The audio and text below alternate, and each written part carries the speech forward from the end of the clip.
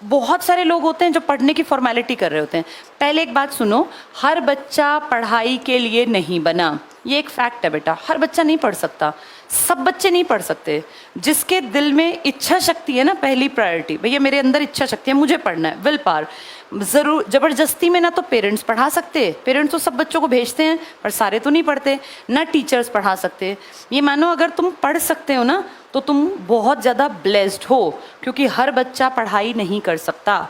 अपने आप को पढ़ाई में लगाने के लिए मेहनत करनी पड़ती है, पढ़ना एक आदत बनानी पड़ती है। आदत हमेशा ऐसी चीज़ों की मुश्किल से पड़ती है जो थोड़ी सी टफ होती हैं। जैसे पढ़ाई और नशा, अगर दो चीज़ें हों तो नशा करना बहुत आसान है, पढ़ना मुश्किल है। लेकिन जिसको पढ़ाई में मज़ा आने लगता है ना बेटा, फिर वो अपनी लाइफ कहीं ना कहीं बढ़िया जगह सेट कर लेता है। कोई भी इंसान जिसको तुम सफल देखते हो ना, जिसके पास घर है, गाड़ी है, अच्छी ज़िंदगी है, उसने मेहनत कर रखी है बेटा। बाय चांस नॉर्मल आदमी के साथ कोई बहुत बढ़िया चीज़ नहीं होती।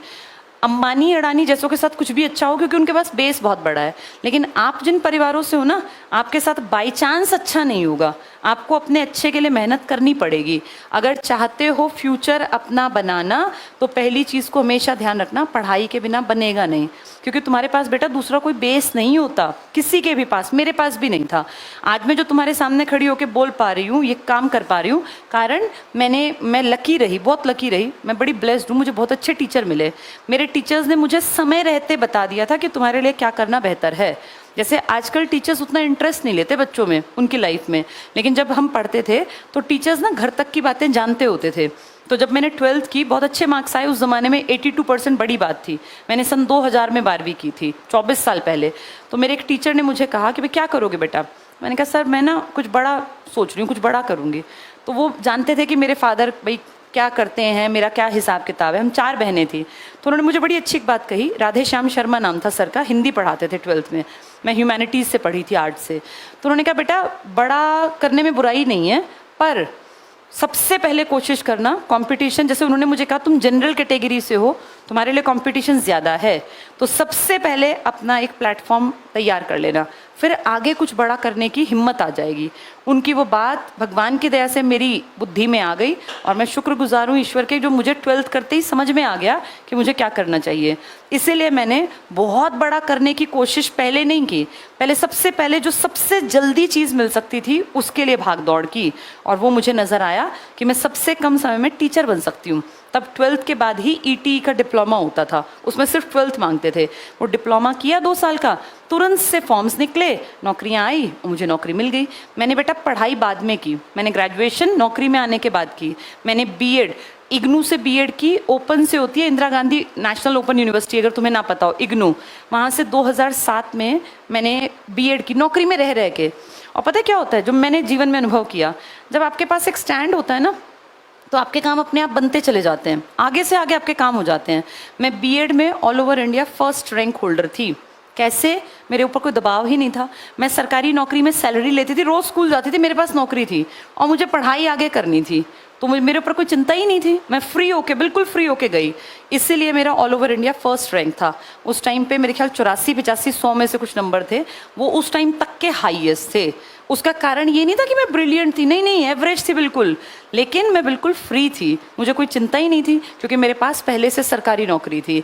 तो बेटा जब तुम एक छोटी जगह पे कहीं अपना स्टैंड बना लेते हो ना, तो तुम दिमागी रूप से फ्री हो जाते हो। और जो दिमागी रूप से फ्री है ना, वो जिस काम में हाथ डालता है ना, उसके सक्सेसफुल होने के चांसेस ज़्यादा होते हैं। जैसे जैसे उम्र बढ़ती है ना, दुनिया का प्रेशर बढ़ता है, घर वालों का, समाज का, लोगों का, ताने बढ़ने लगते हैं। अभी तुम्हें नहीं पता, धीरे धीरे तानों की बौछार शुरू होगी, फिर भारी भरकम बारिश होगी। जिसकी उम्र 25 साल है और वो कुछ नहीं करता, वो जैसे ही रोटी खाने बैठता है ना, तुरंत से ताने मिलने शुरू हो जाते हैं। उसको वो रोटी भारी हो जाती है कि मैं कैसे खाऊं या ना खाऊं।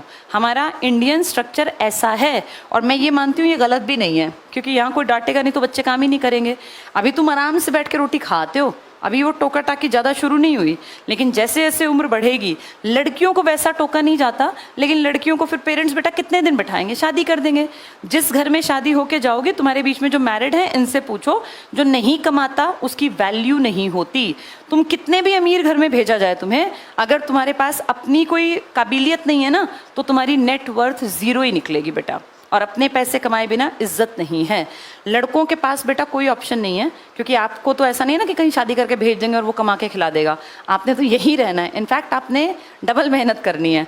अपने माँ बाप को भी संभालना पड़ेगा। वो बुजुर्ग होंगे, आज तुम जवान हो, माँ बाप होंगे 45-50 के, लेकिन जब तुम्हारी उम्र बढ़ेगी, जब तुम 30 के होगे, तो वही माँ बाप बुजुर्ग भी तो होंगे। अब उन बुजुर्ग माँ बाप के कभी घुटनों में दर्द, कभी आंखों का ऑपरेशन, कभी दांत निकलवाने हैं, तो इसके पैसे कहाँ से आएंगे? ये सब तुम्हें करना है। लड़कों पर दोहरी जिम्मेदारी होती है बेटा, अपनी वाइफ की, अपने बच्चों की और अपनी पिछली पीढ़ी के माँ बाप की। वो भी तुम्हारे ही ऊपर डिपेंड है। और तुम्हारी पीढ़ी पता है कौन सी है? जिसमें घर में 1-1, 2-2 ही लड़का है। जैसे इससे पिछली पीढ़ी में क्या था, 4-5 लड़के हैं, 4-5 मिलके पिताजी का ऑपरेशन लाख रुपए का हो रहा है, 20-20 हज़ार कर दो, 5 भाई हैं, 20 हज़ार में चल गया काम। लेकिन अब क्या है, 1 ही लड़का है, 2 ही लड़के हैं, लाख का ऑपरेशन और 1 को करवाना है तो लाख उसी की जेब से जाएंगे। अब तुम्हें ताकतवर बनना पड़ेगा बेटा, तुम्हारा कोई साझा नहीं करने आएगा। अब उतने भाई बहन हैं ही नहीं। लड़कियों को इसलिए कमाना है क्योंकि सेल्फ रिस्पेक्ट बेटा अब आज की पीढ़ी में आ गई। हमारी दादियों के टाइम में औरतें पिटती थी घर में, फिर भी वहीं पड़ी रहती थी क्योंकि कोई ऑप्शन नहीं था। हमारी माँओं के टाइम तक, तुम्हारी तो मैं मदर की एज की हूँ, तुम्हारी माँओं के टाइम तक दुनिया थोड़ी थोड़ी बदली और तुम्हारे टाइम में दुनिया बिल्कुल बदल गई। अब कोई भी लड़की कहीं जाके क्यों पिटेगी बेटा बिना बात पे? पहले बिना बात भी पिटती थी औरतें। आदमी बाहर से गुस्से में आया तो उसको लगता है गुस्सा तो अपनी पत्नी को पीट दिया, और उस टाइम ये नॉर्मल था। आज ये नॉर्मल नहीं है। कोई बिना गलती के कोई, या गलती पर भी कोई क्यों ही पिटेगा? पिटाई का क्या मतलब है? 2 लोग हैं, गलती हर इंसान करता है। तो अगर तुम चाहती हो ना बराबरी का हक, ऐसा नहीं कि नौकरी करके मैं हूँ, मैं देखूंगी अपने पति को, ऐसा भी नहीं करना होता। ये भी बड़ी गलत फहमी है। आजकल लड़कियां नौकरी करके दूसरे के सिर पे ही बैठ जाती है कि मैं ही मैं, ऐसा भी नहीं करना। ये इक्वालिटी है बेटा, बराबरी है। कमाओ अपना जीवन बेहतर बनाने के लिए, किसी को नीचा दिखाने के लिए नहीं कमाना कि हमें उसको नीचा दिखाना है। जब 2 लोग कमाते होंगे, बराबरी होगी, तो घर चलाना अच्छा होगा, जिंदगी सुंदर होगी। अपनी जिंदगी के तुम खुद निर्णायक हो। कमाओगी तो इज्जत मिलेगी, और इज्जत मिलेगी तो मन खुश रहेगा। रोज रोज एक जगह रह के बेइज्जती कराने में ना अब लड़कियां कर नहीं पाती बेटा। पहले लड़कियां सह लेती थी बेइज्जती क्योंकि उनको था कि कहाँ जाएंगे। अब लड़कियों की टूट-फूट इसलिए ज्यादा होती है शादी ब्याह में क्योंकि बेइज्जती सह नहीं पाती। घर पड़ी रहोगी तो कोई भी इस बात को कहेगा कि पूरे दिन करती ही क्या हो। हर कोई कहेगा भाई पूरे दिन करती क्या हो। इस घर के काम की वैल्यू 0 है क्योंकि इसको कोई मापता नहीं है मॉनेटरी वैल्यू में। बाहर जाओगी ना 50,000 लाओगी तो सब बड़े प्यार से बात करेंगे, चाहे पैसों के लिए करें। तुम्हें तो जीवन अच्छा मिल ही जाएगा तो फायदा होगा। और बेटा तुम लड़कों के पास ऑप्शन नहीं, पहले ही बता दिया। पहले भी आदमी कमाता था, आज भी कमाता है, आगे भी कमाना है। इंडिया में मेल डोमिनेशन है, लेकिन डोमिनेशन का फिर नुकसान ये है कि तुम्हारे ऊपर सब कुछ है, तुम्हारे पास ऑप्शन नहीं है, कहाँ भागोगे? करना ही करना पड़ेगा। आज नहीं 4 साल बाद, 4 नहीं 8 साल बाद आएंगी सारी बातें तुम्हारी कंधों पर। तो अपने आप को मजबूत रखो। कंधे मजबूत कब होंगे? जब पैसा हमारे पास होगा। ठीक है, तो खूब मेहनत करनी है। सब लोगों की बेटा इक्वालिटी का टाइम आ गया, समाज बदल गया, पढ़ाई का टाइम आ गया। खूब पढ़ना है, मेहनत करनी है, दम लगा के पढ़ना है। और फिर कह रही हूँ, सब लोग पढ़ाई के लिए नहीं बने। आपके बीच में से कुछ लोग ऐसे होंगे टाइम पास करेंगे। वो बेटा स्कूल में भी टाइम पास ही करते थे। याद करो अपनी क्लास को। तुम्हारी क्लास में क्या 100% बच्चे पढ़ते थे? नहीं ना। कुछ तो ना काम करना, ना कॉपी बनानी, डांट खानी है, रोज क्लास से निकलना है, मुर्गा बनना है, हाथ ऊपर करके खड़े होना है, यही तो काम थे ना। वही लोग आगे तक भी चलते हैं। वो भी तो जवान होते हैं, वो भी तो बुढ़े होते हैं, बुजुर्ग होते हैं। तो ऐसा नहीं कि सब समझदार बन जाते हैं। जो जैसा है, कुछ लोग प्रवृत्ति को चेंज नहीं करते। कुछ लोगों पर जिंदगी की मार पड़ते ही वो चेंज हो जाते हैं। कई लोगों के साथ ऐसा बुरा भी होता है कि यंग एज में पिताजी गुजर गए, अब सारा बचपना शैतानी सब खत्म हो जाती है, तुरंत से मैच्योरिटी अपने आप आ जाती है क्योंकि दिखता है कि घर का खर्चा चलाना पड़ेगा।